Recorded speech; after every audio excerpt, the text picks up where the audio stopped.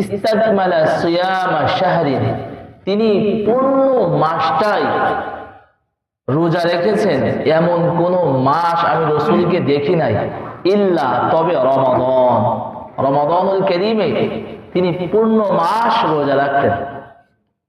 রমাদানুল কারীমে তিনি কি পুরো মাসটাই কি রোজা রাখতেন। রমাদানুল কারীম ছাড়া কোনো মাস তিনি সম্পূর্ণ পুরো মাসটাই রোজা রাখতেন না।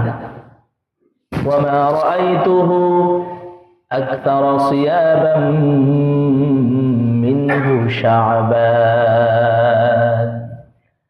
আম্মা জান আয়েশা রাদিয়াল্লাহু তাআলা আনহা বলেন, কিন্তু আমি রাসূলকে দেখেছি তিনি শাবানে এত অধিক পরিমাণে রোজা রাখতেন, অন্য কোন মাসে তিনি এত অধিক পরিমাণে রোজা রাখতেন না। সুবহানাল্লাহ। এই শাবানে রমাদানুল কারীম তো পূর্ণ মাসই রোজা রাখতেন, কিন্তু অন্য কোন মাসে এত বেশি নফল রোজা রাখতেন না যত বেশি নফল রোজা রাখতেন এই শাবান মাসে। তাহলে আমরা শাবানের এক নম্বর আমল পাইলাম অধিক পরিমাণে রোজা রাখা। এর আগে আর একটা আমলের কথা আমরা শুনেছি, সেই আমলটা হলো আল্লাহ তাআলা কোরআনুল কারীমের মধ্যে বলেন, ফালা তাযলিমু ফীহিন্না আনফুসাকুম, এই শাবান মাসে তোমরা অপরাধ করবে না, অন্যের প্রতি জুলুম করবে না, নিজেদের নফসের সাথে তোমরা জুলুম করবে না। কিন্তু আফসোস আর পরিতাপের বিষয় হলো আগামী নির্বাচনকে কেন্দ্র করে যেই পরিমাণ মারামারি হানাহানি এখনই শুরু হয়েছে, না জানি নির্বাচনের সময় কি হবে। যে যেভাবে পারতেছে মারামারি হানাহানি কাটাকাটি জুলুম অত্যাচার নির্বিঘ্নে মানুষকে হত্যা করতেছে। কলিজার মধ্যে একটু চুল পরিমাণ আল্লাহ পাকের সেই জাহান্নামের ভয় অন্তরের মধ্যে থাকলে এভাবেই মারামারি করতে পারত না। শুধুই দুনিয়া,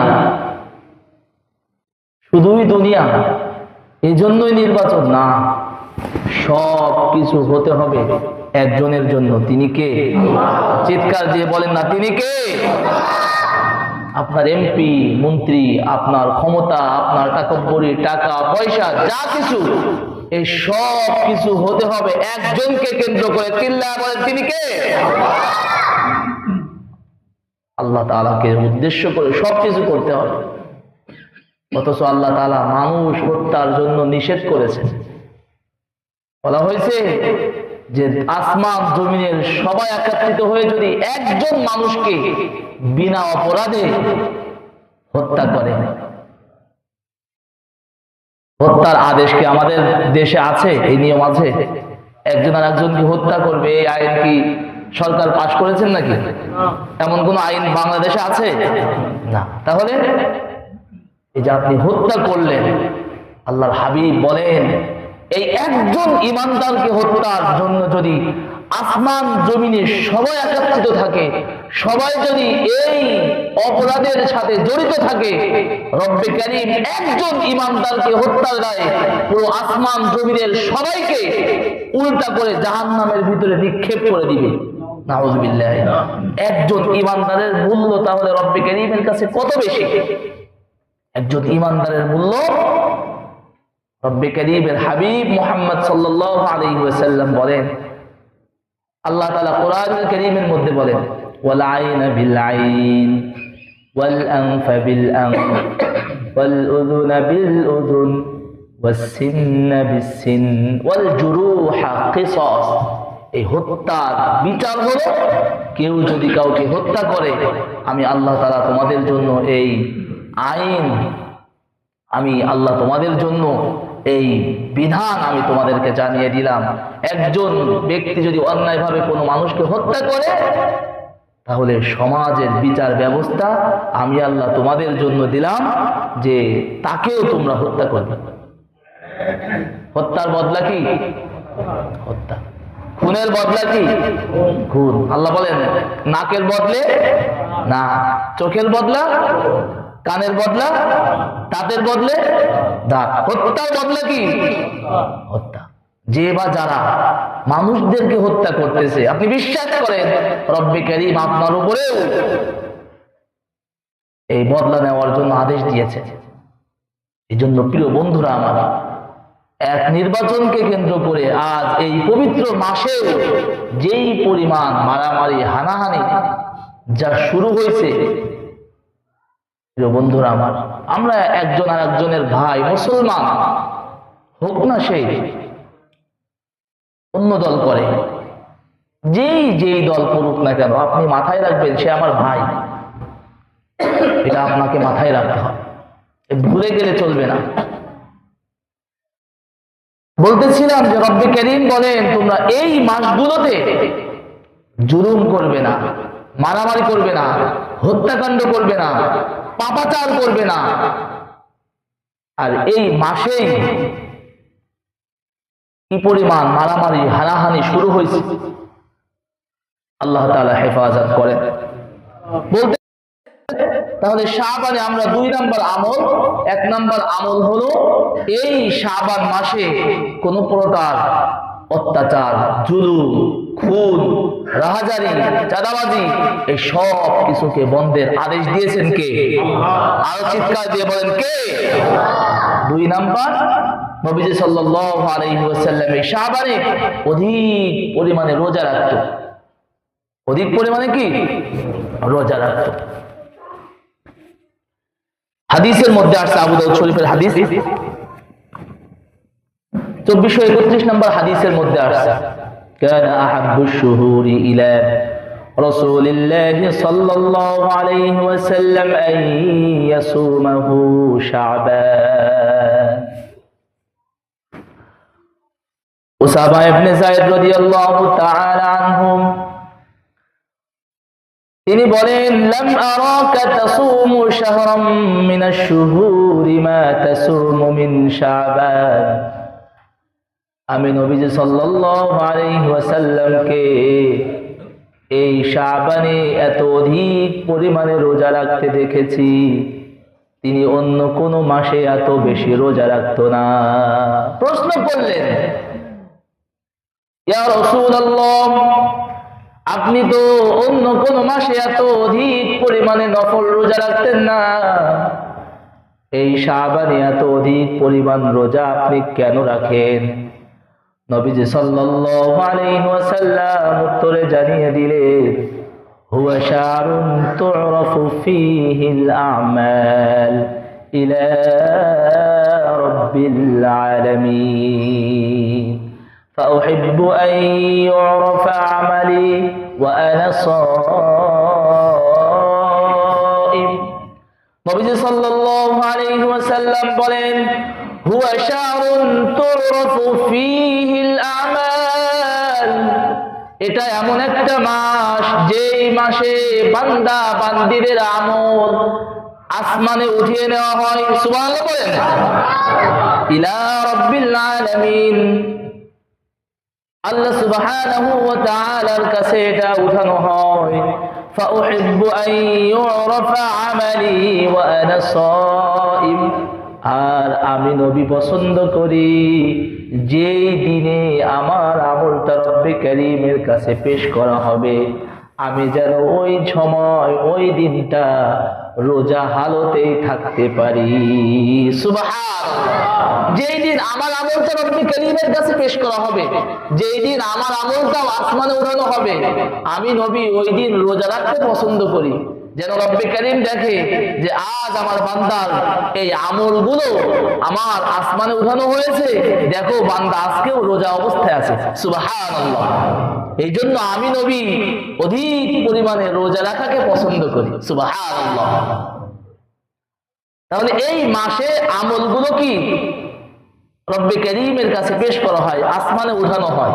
এই জন্য নবীজি অধিক পরিমাণে রোজা রাখতেন, যেন রোজা হালতে রব্বে কারীমের কাছে নিজেদের আমলগুলো পেশ করা হয়। সুবহানাল্লাহি ওয়া বিহামদিহি। সুবহানাল্লাহ। এজন্য অধিক পরিমাণে রোজা রাখা, অধিক পরিমাণে কি রাখা ভাই? রোজা রাখা। এই মাসে আজ শাবানের 10 তারিখ, 11, 12, 13, 14 দিবাগত রাত শবে বরাত, লাইলাতুন নিসফি মিন শাবান। এই শাবানকে কেন্দ্র করে অনেক বাড়াবাড়িও আছে, ছাড়াছাড়িও আছে। মা বোনরা যারা শুনছেন, বিশেষ করে এই দিনটার ব্যাপারে যেই প্রসিদ্ধ আমলগুলো আছে, আমরা সেই আমলগুলো করবো ইনশাআল্লাহ। যেই আমলগুলো কোরআন ও সুন্নায় সহিহ কোনো রিওয়ায়াতে বর্ণিত নয়, আমরা ওই আমল থেকে বেঁচে থাকবো ইনশাআল্লাহ। এই শবে বরাত অর্থাৎ লাইলাতুন নিসফি মিন শাবান, এই দিনটাকে কেন্দ্র করে 2টা জাল হাদিস আছে, যেটার উপরে অনেকেই আমল করে থাকে। কয়টা জাল হাদিস? আরো অনেক জাল হাদিস আছে, আমরা এখানে 2টা বর্ণনা করবো ইনশাআল্লাহ। মানে প্রসিদ্ধ এই 2টার উপরে আমল চলে। এটা তো প্রতি বছর একবার করে বলা হয় আর কি, কিন্তু আমাদের অত স্মরণ থাকে না, যার কারণে এই আলোচনাগুলো প্রত্যেকবার একবার করে করা, প্রত্যেক বছরে একবার করে আমাদেরকে এগুলো নিয়ে মুজাকারা করা, মাশওয়ারা করা আর কি, জানা বোঝা শেখা। এই জন্য এই কথাগুলো বলা। প্রথম নাম্বার শুআবুল ঈমান 3841 নাম্বার হাদিস, হাযা হাদিসুন মাওযু, মানে এটা জাল হাদিস। হাদিসের মধ্যে এভাবে লেখা আছে, যে ব্যক্তি এই দিনে রোজা রাখবে তার আমলনামায় 2 বছর রোজা রাখার সওয়াব দান করবে। এটা জাল হাদিস। এটা কি?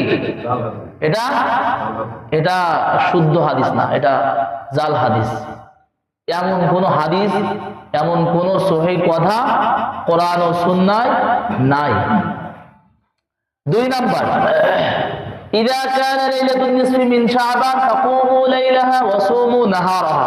এই হাদিসটা ইবনে মাজাহ 1388 নাম্বার হাদিসে আছে, হাযা হাদিসুন মাওযু।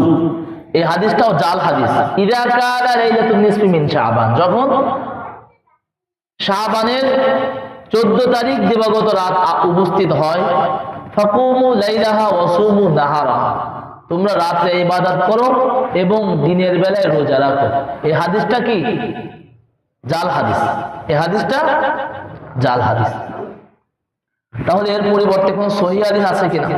এই রাত্রে বা এই দিনটাতে, এই দিনকে কেন্দ্র করে আমরা কি আমল করতে পারি, তার সহিহ কোন দলিল, সহিহ কোন হাদিস, কোরআনের কোন আয়াত আমাদের জন্য কি শিক্ষা দেয়? তো প্রথমে আমরা একটা কথা পরিষ্কার করি, সেটা হলো, তাহলে আমরা এই দিনটাতে রোজা রাখতে পারবো না? অবশ্যই আমরা রোজা রাখতে পারবো। সেটা কিভাবে রাখতে পারবো? 1 নাম্বার হলো, এটা 15 তারিখ অর্থাৎ শবে বরাতের দিন, লাইলাতুন নিসফি মিন শাবান, এটাই হলো আরবি শব্দ, এটাই হলো সুন্নাহ শব্দ। আর শবে বরাত এটা ফার্সি শব্দ, এর অর্থ সুন্দর। সব অর্থ রাত, ফার্সি শব্দ। আর বরাত অর্থ মুক্তি, বারিয়া ইয়াবরাউ সামিয়া ইয়াসমাউ থেকে, যার অর্থ কি? মুক্তি। তাহলে মুক্তির রাত, মুক্তির রাত, মুক্তির রজনী। হ্যাঁ, কিসের থেকে মুক্তি? গুনাহ থেকে পবিত্র। হ্যাঁ, আল্লাহ পাক এই রাতে গুনাহ ক্ষমা করেন। তাহলে আমরা কিভাবে রোজা রাখতে পারি? যেহেতু হাদিসের মধ্যে আসছে, কিন্তু হাদিসটা জাল হাদিস। এভাবে রোজা রাখা যায়। এই দিনটা হলো শাবান মাসের একটি দিন। আর রাসূল সাল্লাল্লাহু আলাইহি ওয়াসাল্লাম পুরো শাবান মাসটাই কেমন যেন কি রোজা রাখতেন। 2 নাম্বার, এই শাবানে বান্দাবান্দির আমল আল্লাহর কাছে পেশ করা হয়, আসমানে উঠানো হয়। তো আমিও যদি ওই দিন যদি আমার আমল অর্থাৎ 15ই শাবান শবে বরাতের দিন যদি আমার আমল রব্বুল কারীমের কাছে উঠানো হয়, তাহলে আমি যেন ওই দিন রোজা রাখতে পারি। এভাবে রোজা রাখা যায়। 3 নাম্বার, আমরা সবাই জানি আরবি মাসের প্রত্যেক মাসেই 3টা রোজা আছে। কয়টা রোজা? 3টা রোজা। কি সেই 3টা দিন কোন কোন তারিখ? আইয়ামে বীজ বলা হয়, 13, 14, 15। এটা হলো আরবি মাসের প্রত্যেক মাসেই রাসূল সাল্লাল্লাহু আলাইহি ওয়াসাল্লাম 3টা রোজা রাখতেন এবং সাহাবায়ে কেরামদেরকে এই রোজা রাখার ব্যাপারে আদেশ করেছেন যে তোমরা এই 3টা দিন কি রোজা রাখবে। তাহলে এইভাবে আমরাও রোজা রাখতে পারি। এখন আমরা আলোচনা করব তাহলে সবে বরাতকে কেন্দ্র করে আমরা কি আমল করতে পারি, আমাদের জন্য কোরআন ও সুন্নাহয় কি আমল আছে। আমরা প্রথমেই ইবনে মাজাহ শরীফের একটা হাদিস থেকে, সহিহ হাদিস 1390 নম্বর হাদিস থেকে আমরা শুনবো। এই হাদিসের মধ্যে রাসূল সাল্লাল্লাহু আলাইহি ওয়াসাল্লাম এভাবে বলেন, ইন্নাল্লাহা লা ইয়াত্তালিউ ফি লাইলাতিন নিসফি মিন শাবান ফায়াগফিরু লিজামি'i খালকিহি ইল্লা লিমুশরিকিন আও মুশাহিন। আমরা সবাই জানি এই হাদিস। হাদিসের মধ্যে আসছে যে ইন্নাল্লাহা লা ইয়াত্তালিউ ফি লাইলাতিন নিসফি মিন শাবান ফায়াগফিরু লিজামি'i খালকিহি ইল্লা লিমুশরিকিন আও মুশাহিন। নবী সাল্লাল্লাহু আলাইহি ওয়াসাল্লাম বলেন, লাইলাতুন নিসফি মিন শাবান অর্থাৎ শবে বরাতের রজনীতে রব্বে কারীম সকল মানুষদেরকে সাধারণ ক্ষমার ঘোষণা দিয়েছেন। সুবহানাল্লাহ। সুবহানাল্লাহ জোরে বলেন না সুবহানাল্লাহ। সকল মানুষদেরকে রব্বে কারীম একটা সাধারণ ক্ষমার ঘোষণা দিয়েছেন। ইল্লা লিমুশরিকিন আও মুশাহিন, কিন্তু 2 ব্যক্তিকে রব্বে কারীম ক্ষমা করে না। কয় ব্যক্তিকে? 2 ব্যক্তিকে ক্ষমা করে না। 2 ধরনের পাপীকে আল্লাহ পাক ক্ষমা করে না। সবাইকে ক্ষমা করলেও 2 ধরনের পাপীদেরকে রব্বে কারীম কি এই ক্ষমার রজনীতেও, এই মুক্তির রজনীতেও তার জন্য কোনো ক্ষমা নাই। তাহলে এই 2টা পাপ সম্পর্কে আমাদের জানা এবং এই পাপ থেকে দূরে থাকা। তাহলে ইনশাআল্লাহ আমরা শবে বরাতের দিনে রব্বে কারীমের কাছে মাফ পাওয়ার 100% গ্যারান্টি আছে। কারণ এই দিনে আল্লাহ পাক সাধারণ ক্ষমার ঘোষণা করেছেন। এটা ক্ষমার রজনী বলা হয়েছে। তাহলে কোন 2টা পাপ? যেই 2টা পাপ করলে আল্লাহ তাআলা ক্ষমার রজনীতেও ক্ষমা করে না। কাদেরকে? 1 নাম্বার ইল্লা লিমুশরিক, যারা রব্বে কারীমের সাথে শিরিক করে। এই শিরিক করনেওয়ালা অপরাধীদেরকে, এই মুশরিকদেরকে রব্বে কারীম এই ক্ষমার রজনীতেও কি ক্ষমা করে। কোরআনুল কারীমের মধ্যে আসছে, ইন্নাল্লাহা লা ইয়াগফিরু আন ইউশরাকা বিহি ওয়া ইয়াগফিরু মা দুনা যালিকা লিমান ইয়াশা। আল্লাহ তাআলা সব পাপকে, সমস্ত পাপীদেরকে রব্বে কারীম আল্লাহর কাছে ক্ষমা চাইলে ক্ষমা করে দেয়, কিন্তু যারা শিরিক করে রব্বে কারীমের সাথে, এদেরকে রব্বে কারীম কখনো কি ক্ষমা করে না। সন্তান দেওয়ার মালিককে, একজন ব্যক্তির সবগুলাই ছেলে, এই ছেলে দেওয়ার মালিককে। কারণ সব সন্তান মেয়ে, মেয়ে দেওয়ার মালিককে। আবার কাউকে ছেলেও দেয়, আবার মেয়েও দেয়, মালিককে। আবার অনেককে কিছুই দেয় না। লিল্লাহি মুলকুস সামাওয়াতি ওয়াল আরদ। আল্লাহ বলেন, ইয়াখলুকু মা ইয়াশা, আমি আল্লাহ যা ইচ্ছা তাই সৃষ্টি করি। ইয়াহাবু লিমান ইয়াশাউ ইনাসা ওয়া ইয়াহাবু লিমান ইয়াশাউ যুকুর আও ইউযাউযুহুম যুকরানা ওয়া ইনাসা। আল্লাহ বলেন, আমি যাকে ইচ্ছা শুধু ছেলে সন্তান দান করি, আবার কাউকে আমি আল্লাহ শুধু মেয়ে সন্তান দান করি, আবার আমি কাউকে ছেলে সন্তান দান করি, আবার মেয়ে সন্তানও দান করি, আবার অনেককে আমি ছেলেও দেই না, মেয়েও দেই না। এই শক্তি কার হাতে? আল্লাহর হাতে। কোন ডাক্তারের ক্ষমতা আছে? কোন পীরের ক্ষমতা আছে? এখন যদি পীরের দরবারে যদি আপনি মান্যত করেন, গরু একটা দিব, অমুকে একটা গরু দিয়েছে আছি, তুমি করলে তোমারও সন্তান হবে, যদি কেউ বিশ্বাস করে গরু দেয়, গাছের ফল হলে আগে পীর সাহেবের দরবারে দিয়ে আসে, আছে না নাই? এই যে বিশ্বাস, এক আল্লাহ ছাড়া অন্যকে বিশ্বাস করলে শিরিক হয়ে যাবে, সমস্ত ইবাদত আপনার সব নষ্ট হয়ে যাবে। তো মুশরিকের কোনো এই রাতে ক্ষমা নাই। 2 নাম্বার চমৎকার, যে গুনাহটা আমাদের বহু মানুষের মধ্যে আছে, আও মুশাহিদ, হিংসুক, যারা হিংসা করে, এই হিংসুককে রব্বে কারীম ওই ক্ষমার রজনীতে ক্ষমা করবে না। আসেনি কেউ হিংসুক? হিংসা করে এমন কেউ আছে? এই পাপ যদি কারোর মধ্যে থাকে, আপনি সারা রাত যদি আল্লাহ পাকের কাছে সিজদায় পড়ে যদি তওবা করেন আর ক্ষমা চান, আপনার মধ্যে যদি হিংসা থাকে, বিশ্বাস করেন কোনো ক্ষমা নাই। আপনি যদি মাথা ঘষতে ঘষতে মাথার কপাল যদি আপনি চুলে ফেলান, তাও কি তওবা কবুল হবে না। যদি আপনার মধ্যে শিরিক থাকে এবং হিংসা থাকে, তাহলে হিংসা বিদ্বেষ থেকে দূরে থাকা। হিংসা করলে রব্বে কারীম ক্ষমার রজনীতেও ক্ষমা করবে না।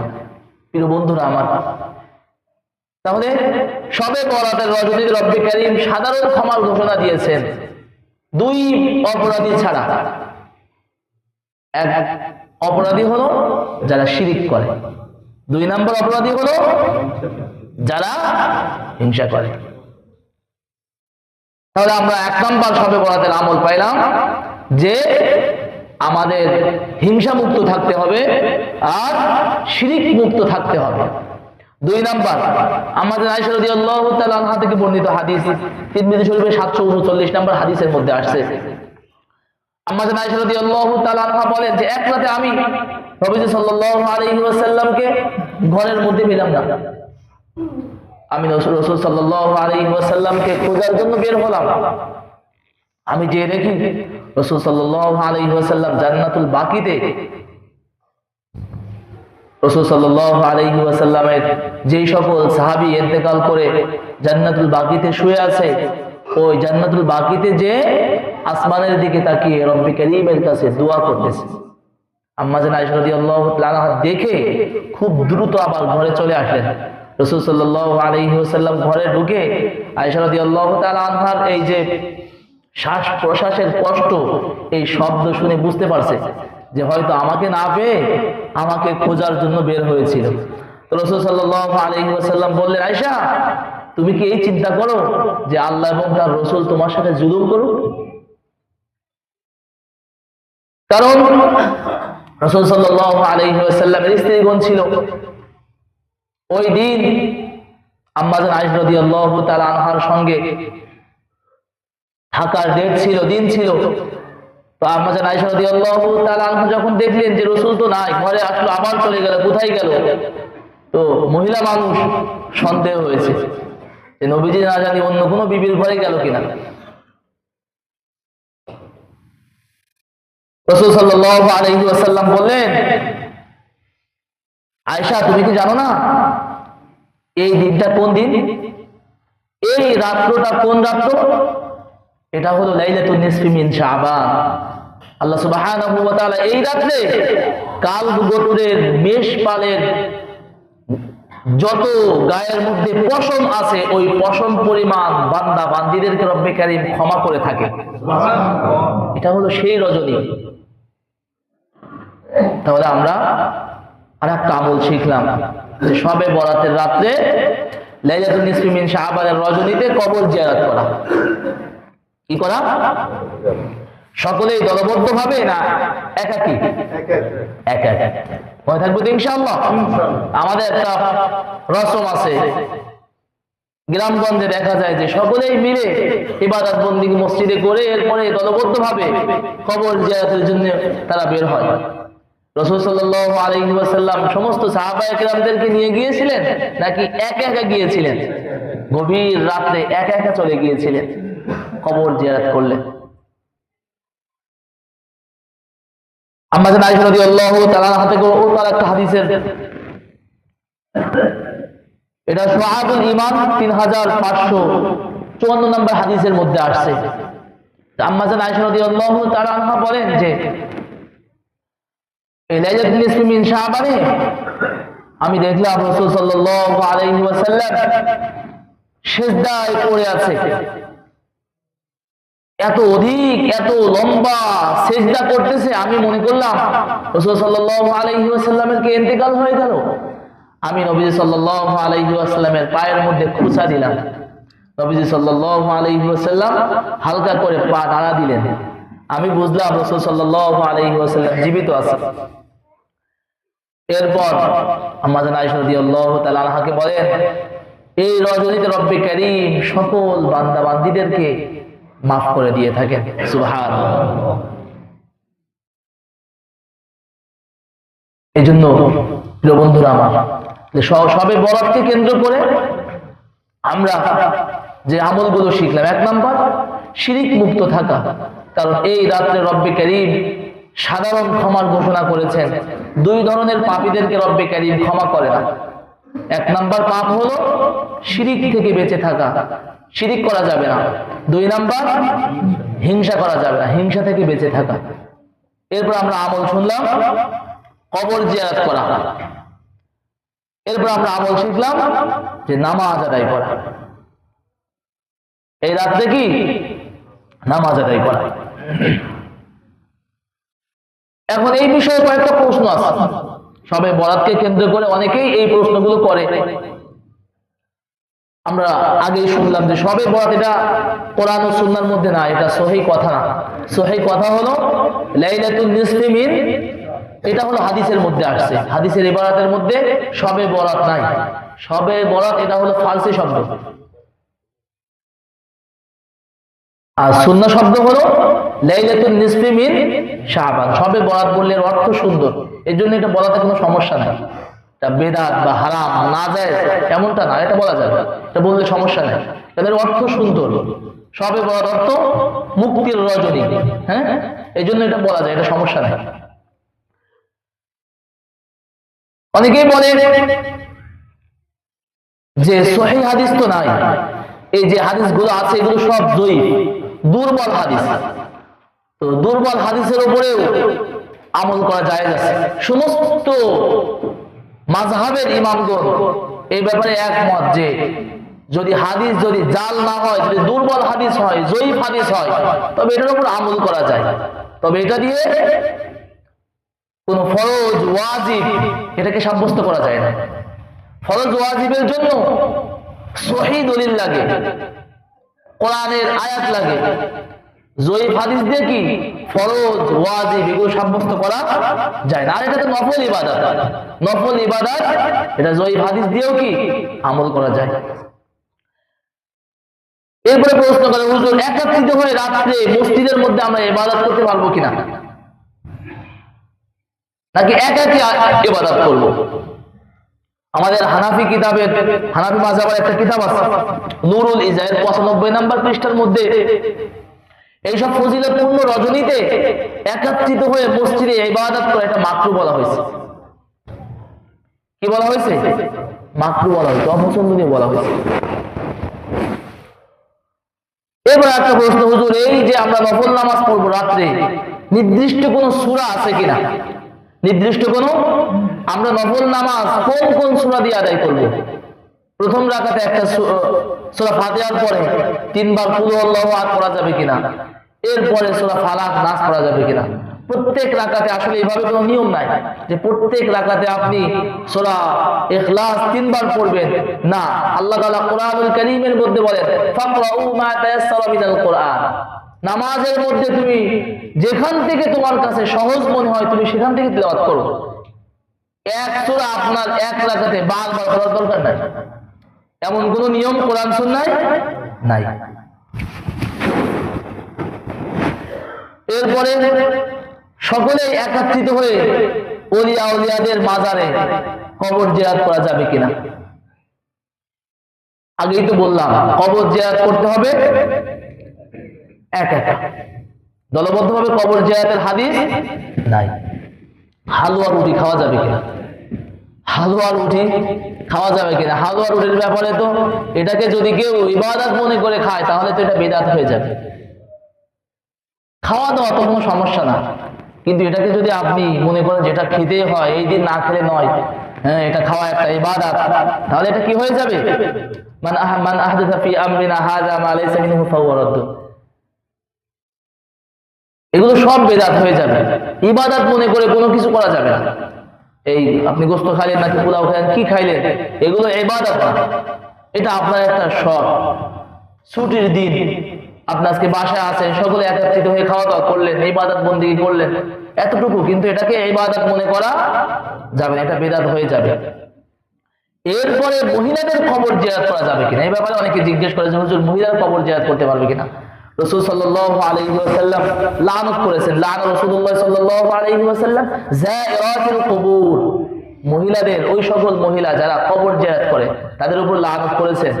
ওয়াল মুত্তাখিদিনা আলাইহাল মাসাজিদ, এবং কবরকে সেজদার জায়গা বানানো, এটাকে লানত বর্ষণ করেন। ওয়াসসুরুজ, কবরের উপর আগরবাতি ধূপবাতি জ্বালানো। মিশকাত শরীফের হাদিস 71 নম্বর পৃষ্ঠার মধ্যে হাদিসটা আছে যে কবরের উপর আগরবাতি ধূপবাতি জ্বালানো এগুলো কি নিষিদ্ধ।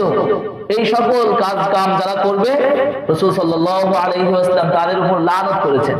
তাহলে মহিলারা কবর জিয়ারত করতে পারবে না। হ্যাঁ, মাঝে মধ্যে মহিলারা কবরের কাছে চলে আসে, সেটা মাঝে মধ্যে, এটাতে সমস্যা নাই। কিন্তু আপনি এটাকে রসম বানিয়ে নিয়েছেন, আপনি প্রতিদিন সব সময় কবর জিয়ারত করেন মহিলা হয়ে, না, এটা নিষিদ্ধ, এটা করা যাবে না। তাহলে আল্লাহ পাক আমরা যতটুকু শুনলাম বুঝলাম সহিহ কথাগুলোর উপর আমাদের তৌফিক দান করেন। আল্লাহ তাআলা আমাদের সকলকে মাফ করেন। যতটুকু বললাম কোনো ভুল হলে রব্বি কারীমের কাছে ক্ষমা চাই, সকলের কাছে ক্ষমা চাই। আল্লাহ পাক আমাদেরকে কবুল করেন, আল্লাহ তাআলা আমাদেরকে জান্নাত করেন। আমিন। আখির দাওয়ানা আলহামদুলিল্লাহি রাব্বিল আলামিন। আসসালামু আলাইকুম ওয়া রাহমাতুল্লাহি ওয়া বারাকাতুহু।